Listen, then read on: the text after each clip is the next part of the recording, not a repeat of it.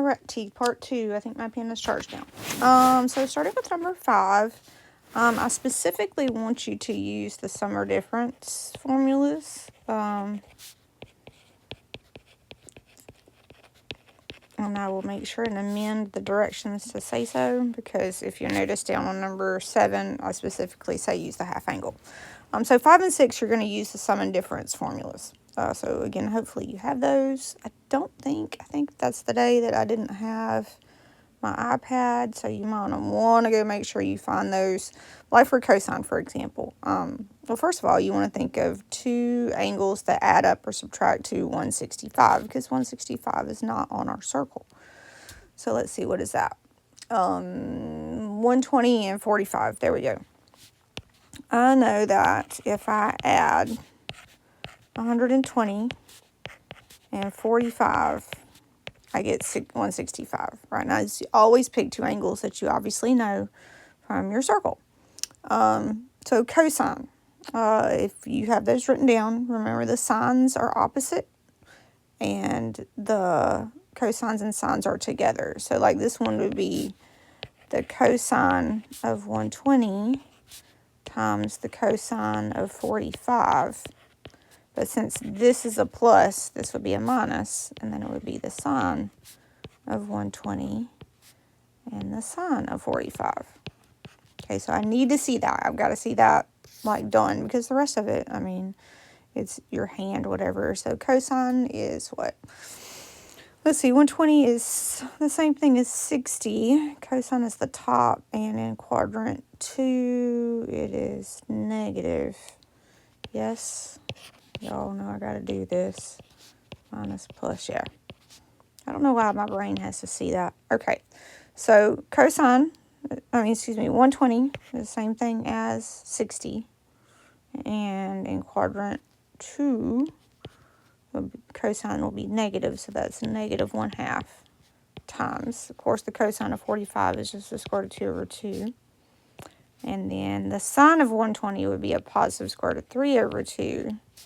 And again, the sine would be square root of 2 over 2. So I just did those on my hand.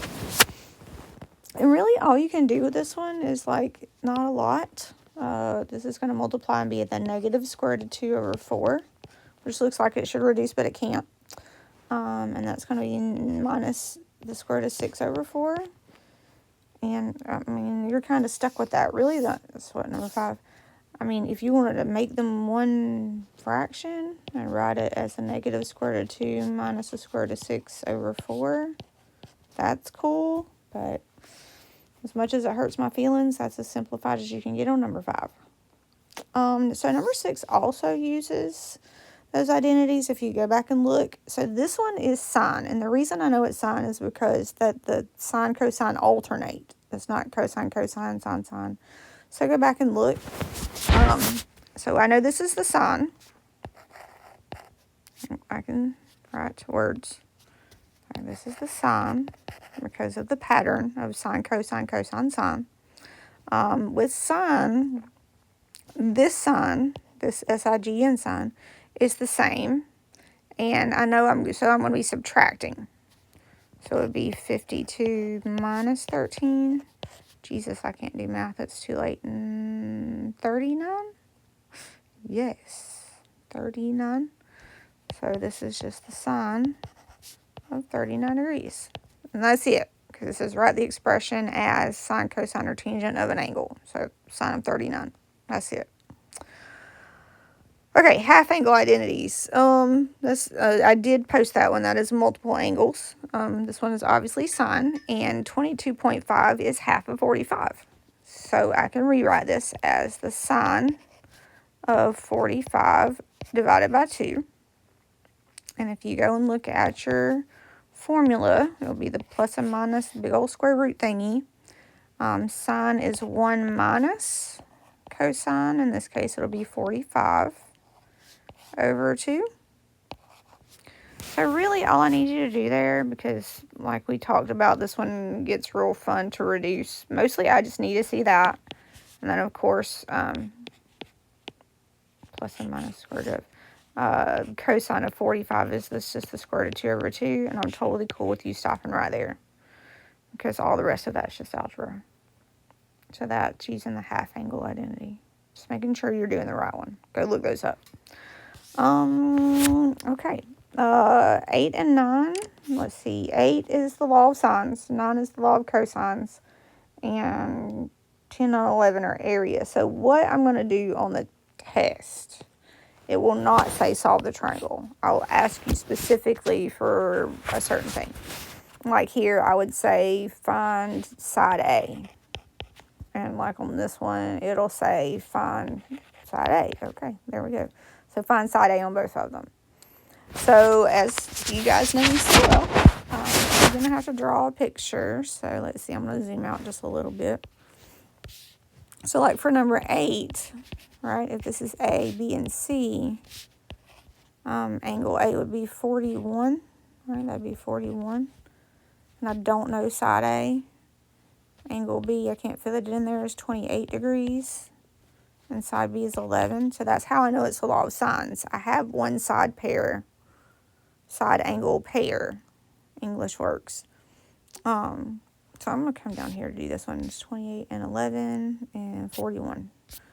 Okay, so it would be the sine of 28 degrees over 11. And the sine of 41 degrees over A, right? Let me make sure I got my numbers right here. 28, 11, right? 28 and 11 go together, yep. And then 41 and A. So really, I mean, as long as you set it up right, it's just cross multiplying and dividing. Like I'm going to cross multiply here, and like I would do 11 times the sine of 41. And of course, A times the sine of 28. And because I'm lazy, as I mentioned before, I'm not going to do my calculator until last. I know sine of 28 is just a number, so I'm going to divide both sides by the sine of 28. And so really, like this right here is what I'm going to put in my calculator. And gosh darn, all I have is my stupid phone calculator.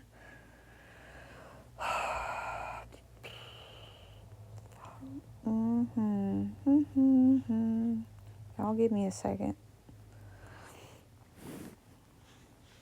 Okay. I actually have my NumWorks calculator on here. Surprise.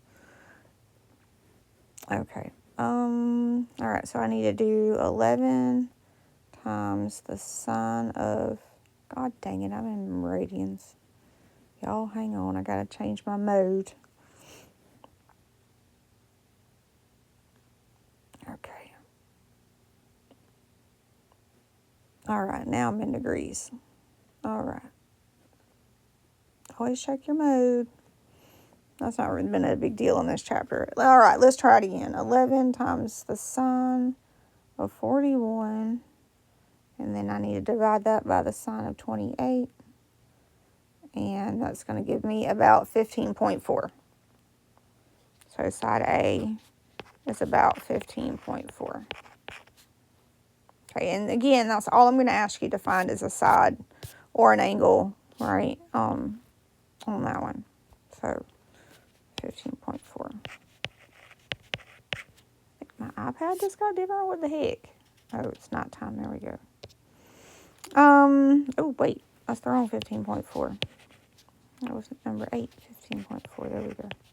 Now, number 9 is going to be the law of cosines. So let me explain how I know that. Again, let me sketch my fun little triangle here, ABC. Here, I'm given side B is 18. Side C is 32. And angle A is 81. Okay, right? So on the last one, we had angle, side. And this one is side, angle, side. Right? And that's definitely how you're going to check that. And again, on this one, I would ask you to find side A, which of course is right here. So that's going to be the law of cosines. That's the one that looks like the big giant Pythagorean theorem. Okay, so let me see. 18, 32, 81. Here we go. 18, 32, 81. God bless America. I have the memory of a goldfish. 81. Okay.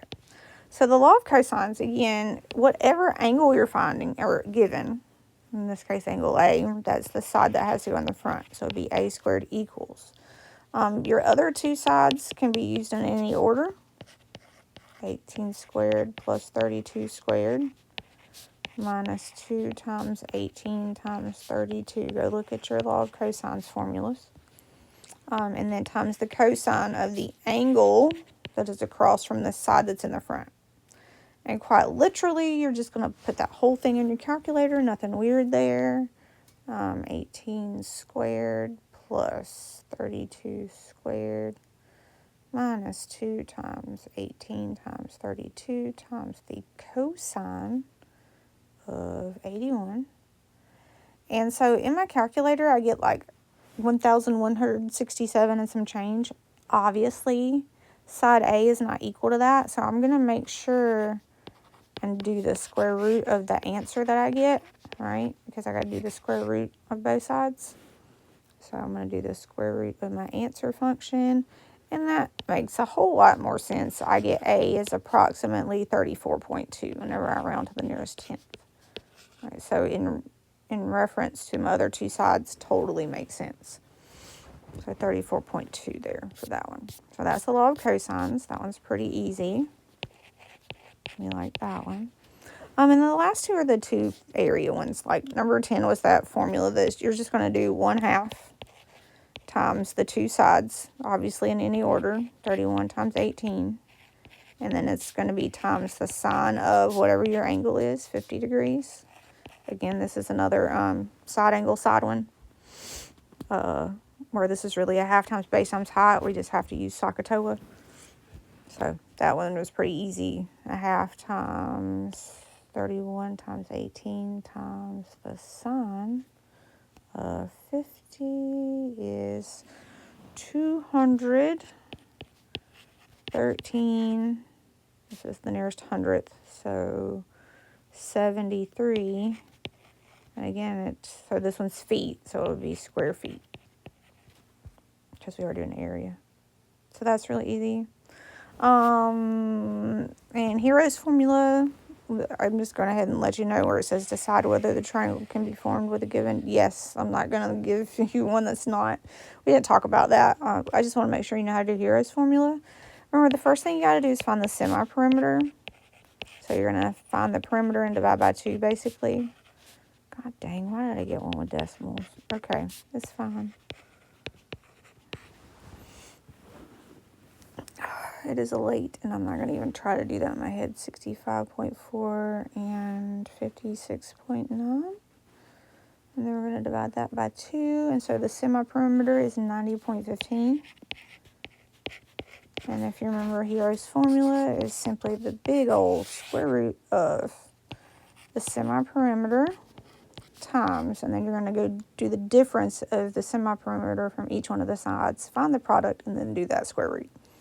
So 90.15 minus 58 times 90.15, that's a 5 minus 65.4 times 90.15 minus 56.9. Yes. Okay. So I'm going to go do that in pieces because I don't trust myself with my calculator. Here we go. All right, so that is, again, the square root of 90.15 times 32.15. I said 32.15, I didn't write it. And then 90.15 minus 65.4. Oops. 24.75. And then lastly, 90.15 minus 56.9. And I get 33.25. Then I need to obviously go find the product of all that, which is going to be not a small number, times 32.15 times 24.75 times 33.25. Yeah, that's a big number. 2,385,138.272. So I'm just going to take the square root of that. which gives me about, and what are we rounding it to? Doesn't say, so let's go to the nearest tenth because that's always convenient. 1,544.4. We're not given units, so we'll just say square units. And that's it.